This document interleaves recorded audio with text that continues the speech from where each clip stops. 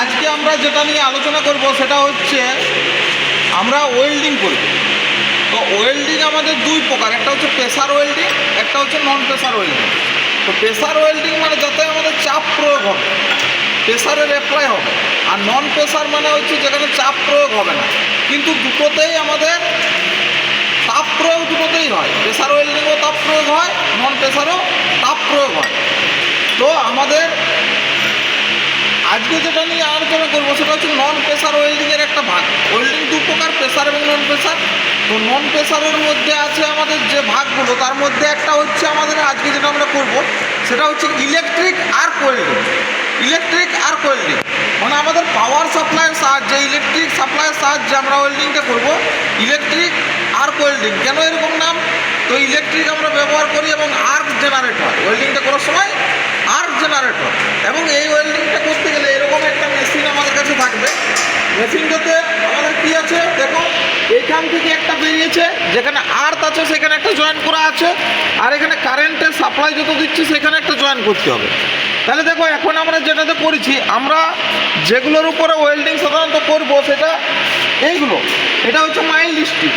তো মাইল্ড স্টিলের উপর আমরা ওয়েল্ডিং করব, যার জন্য আমাদের যদি একটা 5 mm, 7 mm, 10 mm, 8 mm, 6 mm ইত্যাদি থাকলে আমরা সাধারণত যেটা করি সেটা হচ্ছে আমাদের তখন আমরা এই কারেন্টটা রাখি 100 অ্যাম্পিয়ার। আর যদি খুব পাতলা সিট মেটালের করি তখন আমরা 50 রাখি, 50 অ্যাম্পিয়ার কারেন্ট নেব। তো আমরা যেহেতু 5 mm বা তার বেশি থিকনেসের মেটেরিয়ালকে করছি, সেহেতু আমাদের 100 অ্যাম্পিয়ার কারেন্ট নিলে ভালো হবে। এবং একটা আমাদের কেবেলের একটা অংশ থাকবে কারেন্টের সঙ্গে, ঠিক আছে? তো সেইটা আমাদের এইভাবে গেছে এবং সেটা আমাদের এসেছে কিসে, হোল্ডারে। আর আরেকটা যাবে আমাদের এই আর্থের থেকে, আর্থ ক্ল্যাম্প, এটা আমাদের এখানে আছে। তো আমরা যখন ওয়েল্ডিংটা করব তখন আমাদের অতি অবশ্যই আর্থিংয়ে যেটা আমরা র মেটেরিয়াল বা বেস মেটাল নিচ্ছি সেটা আর্থিংটা এইভাবে আমাদের যুক্ত করে রাখতে হবে।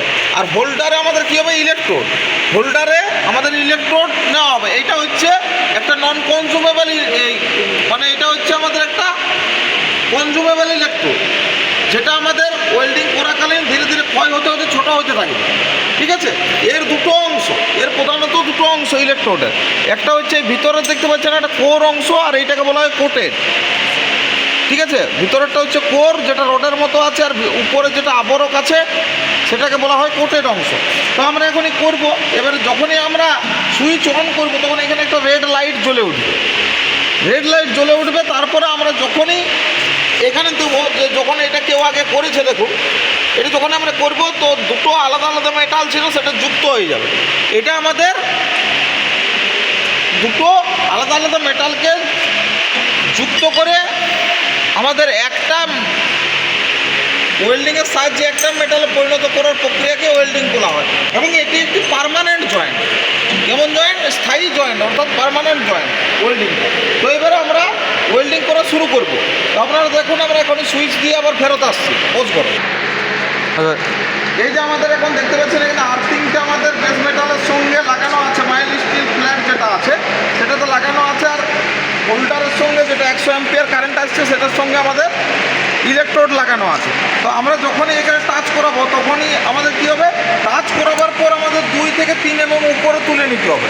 কারণ আমরা যখন ওয়েল্ডিং করবো আমরা টাইপস অফ আর্কের ব্যাপারে বলছিলাম, শর্ট আর্ক, মিডিয়াম আর্ক এবং লং আর্ক, 3 রকমের আর্ক হয়। তো আমরা ওয়েল্ডিং করার সময় সবসময় মিডিয়াম বা শর্ট আর্কে রাখবো। লং আর্কে হলে কী হবে, স্পেটার হবে, স্পেটার, যেটা ওয়েল্ডিং ডিফেক্ট স্পেটার আছে সেটা হবে, উপরে ছপ ছপ দাগ হয়ে যাবে যদি আমরা লং আর্ক করি, মানে আর্ক এরটা বেশি বাড়ায়।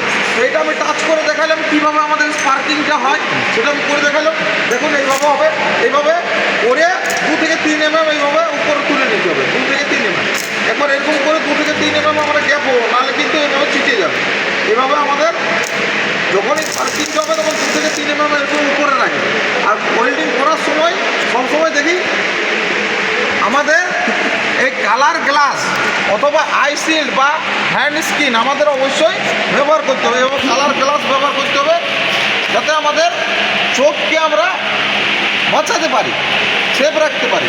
কারণ এর যে রেটা আছে অনেক ক্ষতিকারক, সেটা যদি চোখে লেগে যায় চোখ এবং আমরা একবার যদি চোখ বন্ধ করে রাত্রেবেলা শুয়ে যাই, তারপরে যখনই চোখ খুলবো চোখগুলো খুব জ্বালা এবং ব্যথা করবে। ঠিক আছে, তার জন্য আই ড্রপ রিলিফ নিতে হয়। তো আমরা ওই জায়গাতে যেতে না হয় তার জন্য আমরা সবসময় সেফটি হিসাবে চশমা ব্যবহার করব এবং গরম কোনো জবকে হাতে স্পর্শ করব না। ঠিক আছে, জবটা করার পর একটা কোণে সরিয়ে রেখে দেবো, তারপর ঠান্ডা হওয়ার পর তাকে স্পর্শ করবো। তো দেখুন এইভাবে স্পার্ক জেনারেট হয়, এইভাবে একবার টাচ করাবার পর 2 থেকে 3 এর আমরা উপরে তুলে নেব। এভাবে না হলে কিন্তু ছুটে যাবে। এভাবে স্পার্ক জেনারেট হয়। তো ঠিক আছে, দেখালাম।